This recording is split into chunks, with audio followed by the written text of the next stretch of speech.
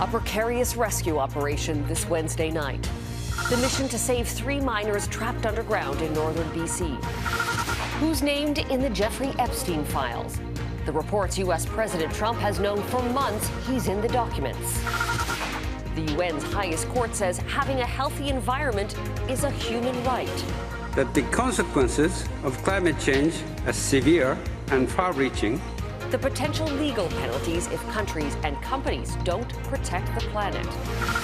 Plus, a secret of the seabed with a Canadian connection. How marine archaeologists identified this 250-year-old shipwreck.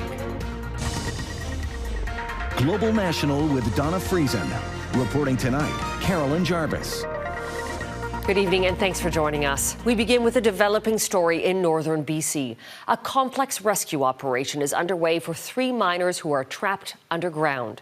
It's happening nearly 900 kilometers north of Prince George, near the community of Dease Lake. The Red Chris mine is operated as an open-pit copper and gold mine. The employees were working underground. Global's Neetu Garcha is following this story for us tonight. Neetu.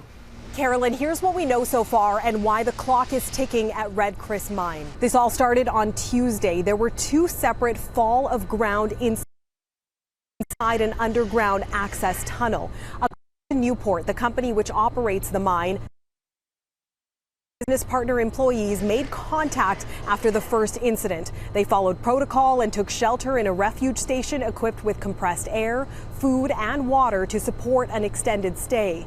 It's a self-contained area built exactly for this scenario. But a second collapse cut off contact with them and they haven't been heard from since. 2 of the workers are from British Columbia and another is from Ontario. The mine has halted operations as teams are gathering and preparing for the rescue operation. Here's more from BC Premier David Eby and a mine rescue expert in Ontario. There are 3 miners that are currently trapped underground. They are, to the best of our knowledge, uninjured and in a refuge area. The company is working with our world-leading mining rescue teams. BC miners are the best in the world. Our rescue teams are exceptional. The initial collapse was beyond where the workers were, which is what initiated the emergency notification. And then the second event happened on the other side of the workers. So essentially trapping them from their escape out of the mine.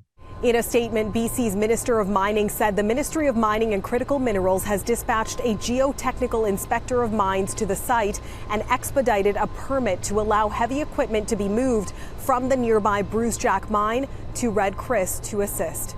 The mine uses a method called block caving, described on the company's website as a deliberate collapsing of rock to extract copper and gold. The problem here is this collapse wasn't planned, and it happened in a critical access tunnel.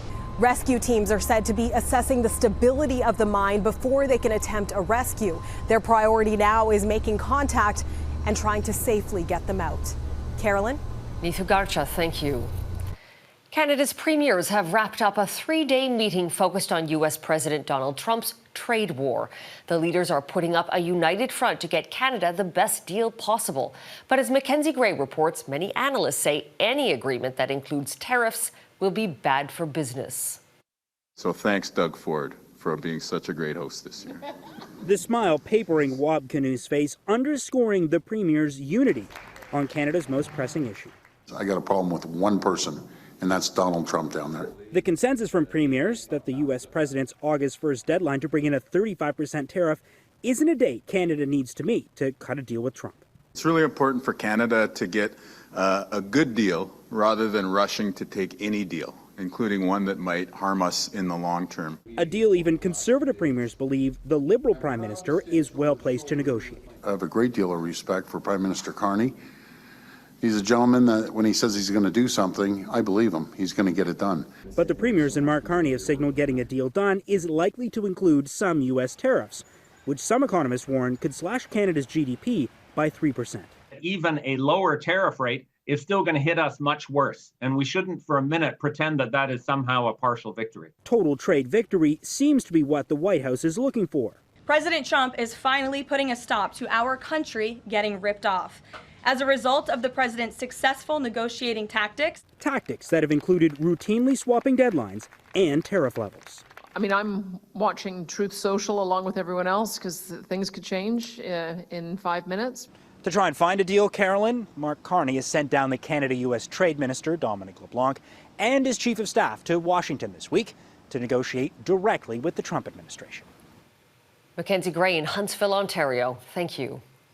As Canada awaits its own trade agreement with the U.S., President Trump says his administration has struck the largest trade deal in history with Japan. The White House says it will impose a 15% tariff on all Japanese goods, down from the 25% Trump had threatened. In exchange, Japan has reportedly agreed to invest $550 billion in the U.S. and open Japanese markets to American cars, rice, and agricultural products. In the U.S., there are multiple reports. Attorney General Pam Bondi informed President Trump months ago that his name appears in the Jeffrey Epstein files. And in Florida today, a federal judge denied a request from the Justice Department to release documents from criminal investigations into the sex offender. The Justice Department had requested that transcripts of grand jury proceedings related to 2005 and 2007 investigations into Epstein be unsealed. Additional requests are still pending.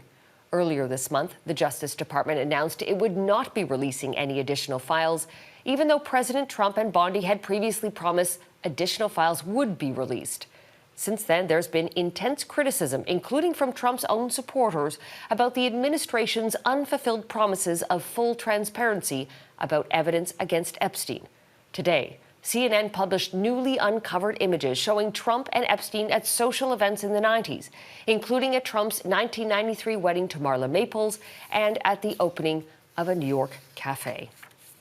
Halifax and Charlottetown have pulled the plug on concerts by a controversial MAGA-aligned musician, citing public safety concerns. American Christian rocker Sean Foyt had his permits revoked just ahead of the kickoff to his cross-country Canada tour. He was to perform at Halifax's York Redoubt, a National Historic Site. But Parks Canada said concern over protests and safety issues led to the reversal. The event has been moved to a private venue. Charlottetown stressed its support for the LGBTQ2+ community for its decision to pull permits. An historic ruling on climate change from the UN's top court today, stating a clean, healthy, and sustainable environment is a human right. What it means is that if countries don't take action to protect against climate change, they could be in violation of international law, and impacted countries could be entitled to compensation. But will the threat of consequences be enough to spur leaders to act? Eric Sorensen reports. As wildfires in the Canadian West and storms all over the world threaten increasing devastation, it should surprise no one that climate change is deemed an existential threat. But the International Court of Justice goes further, stating that a healthy environment is a human right and that governments can face legal consequences for failing to act. Unanimously is of the opinion that states have obligations under international human rights law by taking necessary measures to protect the climate system and other parts of the environment. A landmark ruling for those most affected, like small island nations that could be swamped by rising sea levels. Victims around the world in a legal sense realize that they can claim their rights and seek accountability.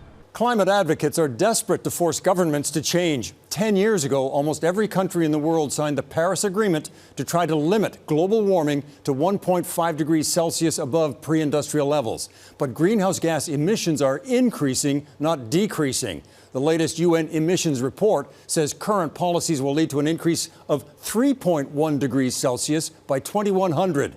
The report calls that catastrophic. This at a time when the U.S. government is dismantling climate protections. The New York Times reports the Trump administration has plans to end its own regulatory authority to fight climate change. But in Canada, too, First Ministers this week are focused on development, not climate. It's time to bring our critical minerals, our oil, our natural gas and energy to new markets across the globe.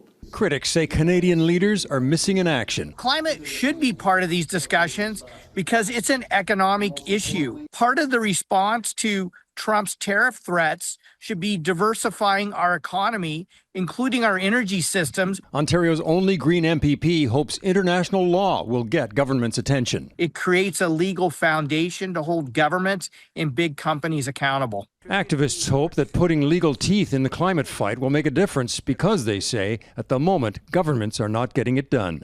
Eric Sorensen, Global News, Toronto. To Gaza now, where Israel's President Isaac Herzog visited troops inside the Palestinian territory today, telling them that intensive negotiations are underway to secure a ceasefire. Gazans are also hoping for a pause in the fighting and for more aid to flow in. According to the Hamas-run health ministry, another 10 people died of malnutrition in the last 24 hours. As Redmond Shannon reports, humanitarian groups are warning mass starvation is spreading. She's lost the muscles and fat. She have just the skin over the bone. Sila is 11 months old. She weighs less than half of what she should. The problem that her mother was starved and she was complaining from severe malnutrition. Also, the mother didn't found any formula. The United Nations World Food Programme says 1/3 of Gazans have not eaten for multiple days. More than 100 humanitarian groups now say mass starvation is spreading. Israel acknowledges people in Gaza are suffering, but says there are more than 900 trucks worth of food stuck at the border. This is a bottleneck which has been caused by the United Nations. And it's the main obstacle. Israel says the current aid model that its troops help police is designed to prevent Hamas stealing and selling food. On Monday, Canada and 24 countries jointly called that system dangerous, demanding that Israel allow more food in while ensuring people are kept safe. The UN says 1,000 people have been killed trying to get aid since late May. Canada and the other countries that signed this declaration, just be aware of this one fact. Hamas welcomed your declaration. That means you're on the wrong side of history. The UN and aid groups say they cannot get assurances that those seeking aid will not be shot at, so they refuse to take part. One of the most important I want to emphasize is that we need to have no armed actors near our distribution points, near our convoys. Unless something changes, the suffering will continue and may even get worse. Redmond Shannon, Global News, London. It's the eve of a verdict in the high-profile Hockey Canada sex assault trial. Coming up, how the case centers on consent.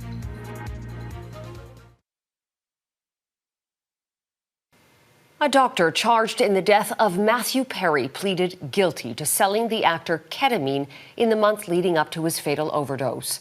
Dr. Salvador Plasencia pleaded guilty to 4 counts of illegal distribution of ketamine to the late Friends star.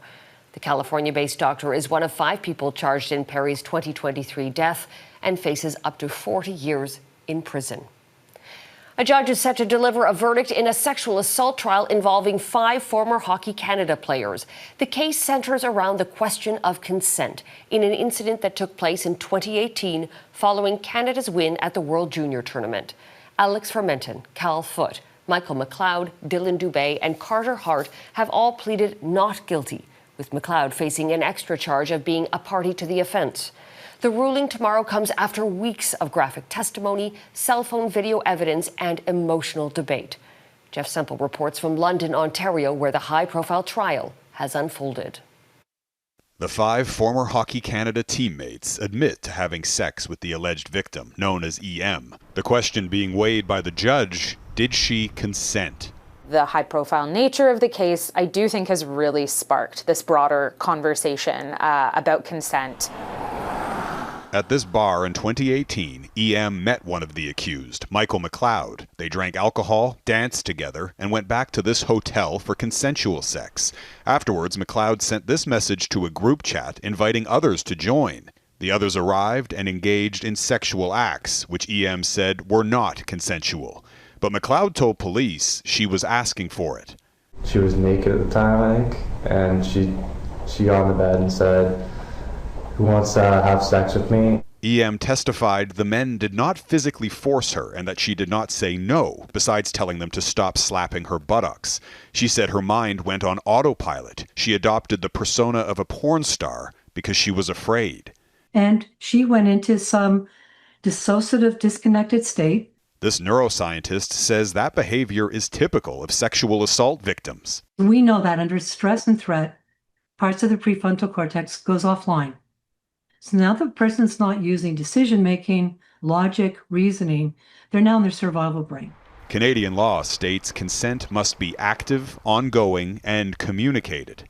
How hard would it have been for them to really check it out? Are you okay? Do you want this? Is this something you want to do? McLeod did record 2 cell phone videos of EM saying she was okay and it was all consensual. This defense lawyer says the court of public opinion is holding the players to an impossible standard. There has been a strong move to redefine what consent is legally. And there's a lot of political and societal pressure to allow somebody to essentially change their view of consent after the fact. This trial is widely seen as an important test case in that consent debate. Supporters on both sides expected to turn out here in large numbers for the judge's decision tomorrow. Carolyn? Jeff Semple in London, Ontario. Thank you. Ahead, emotional baggage. The growing number of Canadians boycotting travel over the border.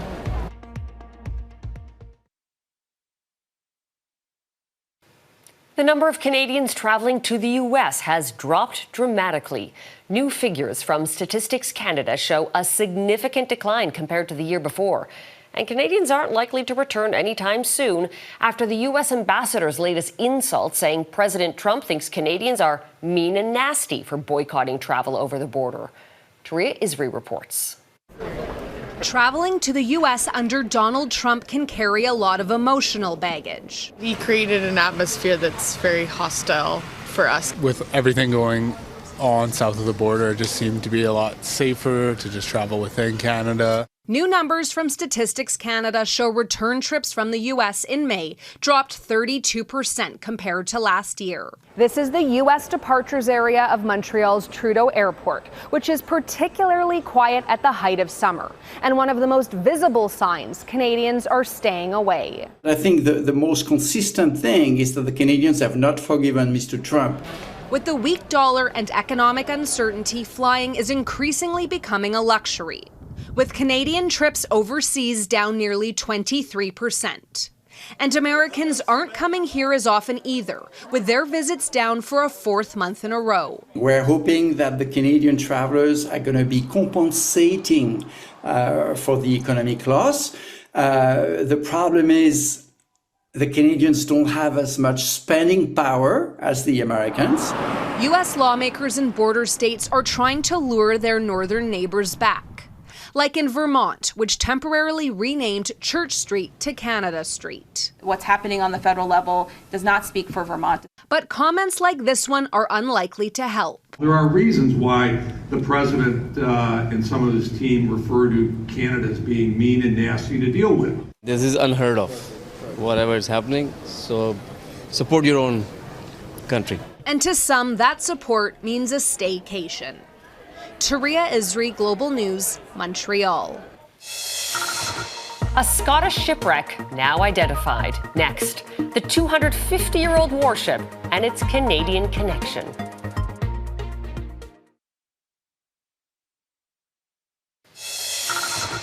Venus Williams still has it. The 45-year-old 7-time Grand Slam singles champion won her first-round match at the Washington Open Tuesday. This after stepping away from pro tennis more than a year ago.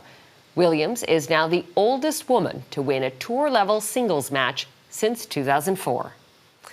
And finally tonight, a maritime mystery solved. A boy running along the beach on a Scottish island last year stumbled upon a piece of Canadian history.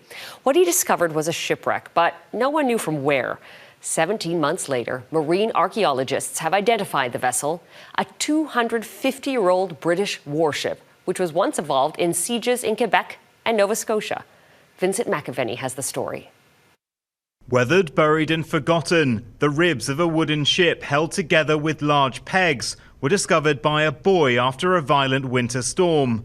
Local historians headed straight to the site, and with the help of farmers, they tracted the 12 metric tons of oak timber off the beach. In the months since, marine archaeologists and scientists have worked with the community to uncover its origins. So dendrochronology is a dating technique using measuring tree rings, and what you can do with that is you can both get a date for the timbers themselves, when they were felled, and you can get a provenance for the timbers. So from the balance of evidence we have from archive and dendro material, we have identified the whaler Earl of Chatham as the primary candidate for the wreck. The whaler is formerly HMS Hind. HMS Hind was a 24-gun British Royal Navy frigate built in 1749.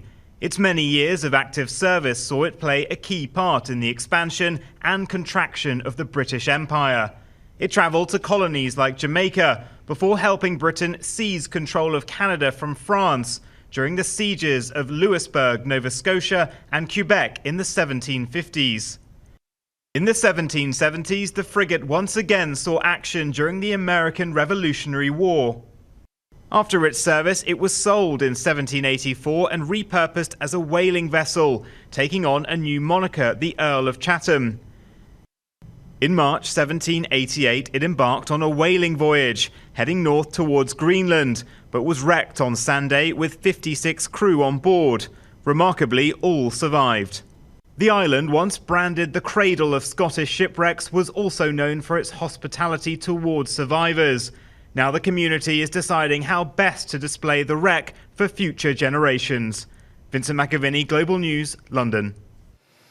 And that is Global National for this Wednesday. I'm Carolyn Jarvis. Tonight's Your Canada showcases Nanaimo, BC, Memorial Hill in Shell Lake, Saskatchewan, and Capilé, New Brunswick.